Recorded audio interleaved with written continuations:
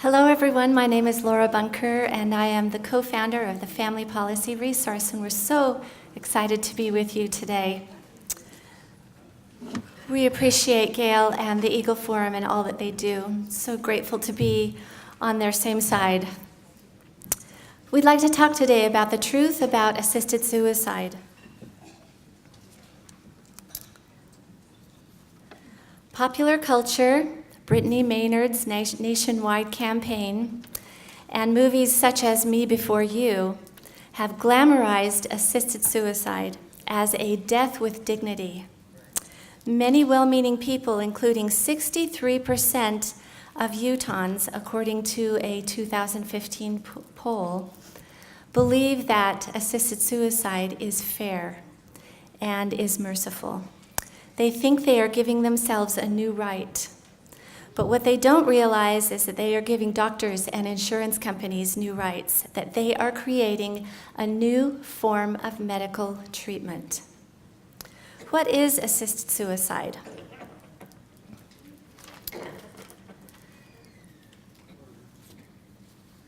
Assisted suicide is not about removing life support or stopping treatments that are prolonging death. Virtually all medical professionals and courts of law recognize that families deal with these difficult decisions, and they respect that. Assisted suicide is when a doctor prescribes a lethal drug that a patient takes for the sole purpose of ending their life. And that is a picture of the actual medication that is used. Assisted suicide is self-administered, while euthanasia is doctor-administered. But experience shows that the line between the two can become easily blurred.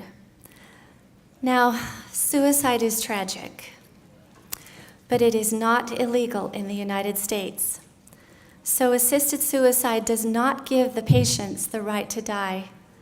It gives doctors the right to kill. Where is it legal?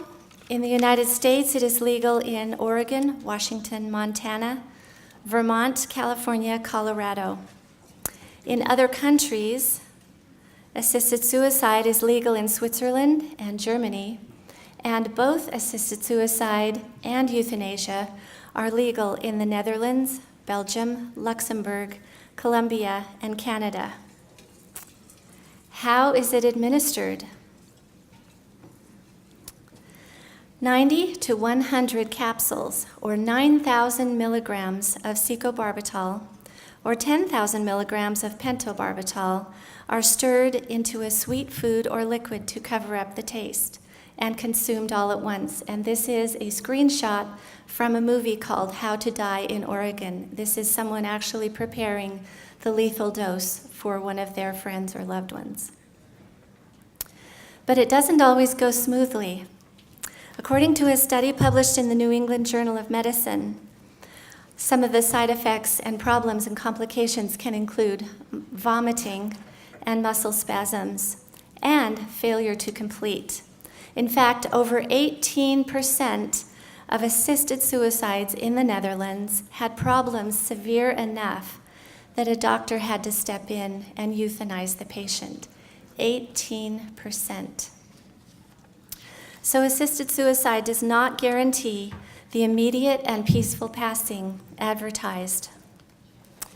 What is happening in other states and countries? This is important for us to know. In the Netherlands, euthanasia is regularly practiced on people who suffer from depression, not just the terminally ill.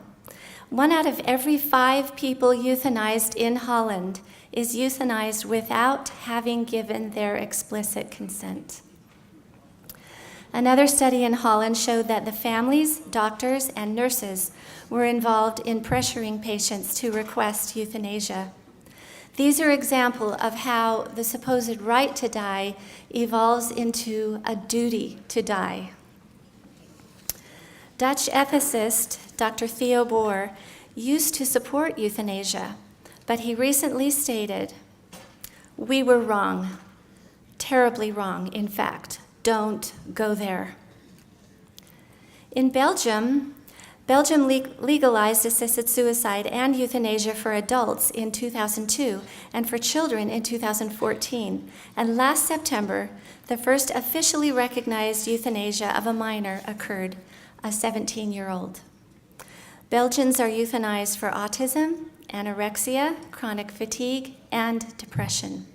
Now Belgium has up to 5 euthanasia deaths every day. Let's watch Belgium's message to Canada last year when Canada was considering this.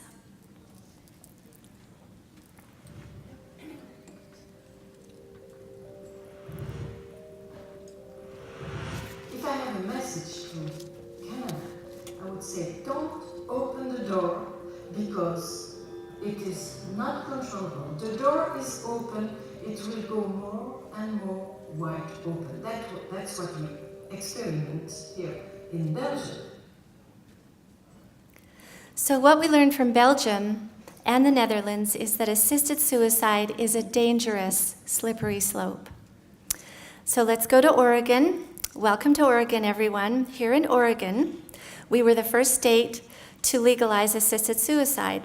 It has been legal here in Oregon for 20 years. Okay, now you can leave if you want. Oregon law requires a person who wants to die through assisted suicide to be 18 years old, be mentally competent to make such a weighty decision, be diagnosed with less than 6 months to live, and get written approval from 2 doctors. These requirements are called safeguards. But experience shows that safeguards can be easily worked around. Interestingly, it's not about controlling pain why people ask for assisted suicide. Less than 25% mentioned that they were concerned about adequate pain control, while 92% mentioned their biggest concern was about losing autonomy, and 89% said they were concerned about, quote, being less able to engage in the activities making life enjoyable, unquote. So these are the major reasons why people are asking for assisted suicide in Oregon. Assisted suicide sends a message that suicide is a reasonable way to handle life's problem. And if you heard Attorney General Reyes this morning, suicide is a big problem in Utah. Well, there's a thing called suicide contagion, and assisted suicide contributes to that. It increases the overall suicide rate. As a result, the Oregon suicide rate is 42% higher than the national average. Let's go to California. That's where I was born and raised, and just seeing this picture kind of makes me homesick. But I'd like you to meet Stephanie Packer. She's 32 years old, a wife and a mother, and she has terminal cancer. Let's hear from her own words. I am a wife and a mother of 4, and I've been diagnosed with a terminal illness. We've been trying to get me on a different chemotherapy drug for the infusions, and when the law was passed, a week later, I received a letter in the mail saying that they were going to deny coverage. They didn't want to pay the money for it. On my letter, it didn't say anything about physician-assisted suicide as far as, why they were denying me. So I called the insurance company and I was asking them why I didn't get approved for this drug. So I said, well, what about the drugs that they're using for the new law? This physician-assisted suicide, there are these pills that I could get. Would you cover that for me? She says, yes, we do provide that to our patients. You would only have to pay $1.20. In front of me, I had the validation that all my fears were correct. Yes, all her fears were correct, and Stephanie is not alone. Dr. William Toffler, who is a family physician in Oregon, says that he regularly receives notices from the Oregon Medicaid program denying his patients important treatments and yet covering assisted suicide. Dr. Toffler wrote in the Wall Street Journal, supporters claim assisted suicide gives patients choice. But what sort of a choice is it when life is expensive, but death is free? So assisted suicide actually reduces patient choices instead of increasing them. Now back to Utah. Welcome back to Utah. Where does all of this stand here in Utah? Representative Chavez Houck has a bill already and posted on the website for this upcoming legislative session. It is HB 76. Similar to Oregon's law, HB 76 requires a patient to be at least 18 years old, be mentally competent, be diagnosed with less than 6 months to live, get written approval from 2 doctors. Similar bills have already been heard twice by the Utah legislature in 2015 and 2016. And this past summer, it received an interim study. This is a picture of that interim meeting. No vote was taken, but the room was filled with members of the group of Compassion and Choices who support assisted suicide. Now, I do need to say that supporters of assisted suicide are very sincere. They are also sophisticated and articulate and very persuasive. They use words like compassion and choice, my time and my terms. They also quote from that 2015 poll that says 63% of Utahns are in favor of this. Dr. Peggy Batten of the University of Utah testified at this meeting. She said, "It is not suicide because they are already dying. Calling it suicide defames people who seek a peaceful death."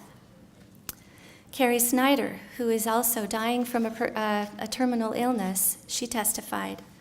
She said in her testimony, "You are depriving of freedom, a choice, a right for those who desperately want this." Well, where do our legislators stand? Most Utah legislators, I would say, are firmly opposed to this. But some say, even though they are personally opposed, they wouldn't want to impose their beliefs on others. We've even had legislators tell us, "Oh, they're already dying, so it's not that bad." But we are all dying. Charles Dickens even said, "We are all passengers to the grave." What is magical about a 6-month expiration date, especially when experienced doctors will tell you that it is almost impossible to give an accurate diagnosis on when someone's going to die? In summary, legalizing assisted suicide normalizes killing as a form of a medical treatment. It creates a dangerous slippery slope and actually reduces patient choices instead of giving them choices. The only real safeguard is to not allow doctors to kill their patients in the first place. In conclusion, I'd like to share some personal thoughts from my heart. We all suffer when our loved ones suffer. 2 years ago, I cared for my father who died of cancer. He lived several months beyond his prognosis, as you all know many people who have. And although it was very difficult, every day was precious, and we shared some profound moments together before he passed. After my father passed away, I cared for my mother, who struggled with dementia and passed away 2.5 months ago. This was our last picture together. From these personal experiences, I have learned that living out your life's journey to the end is the truly dignified death.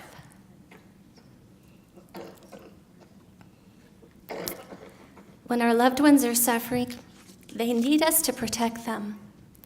They need us to help them be brave because they are in a vulnerable place.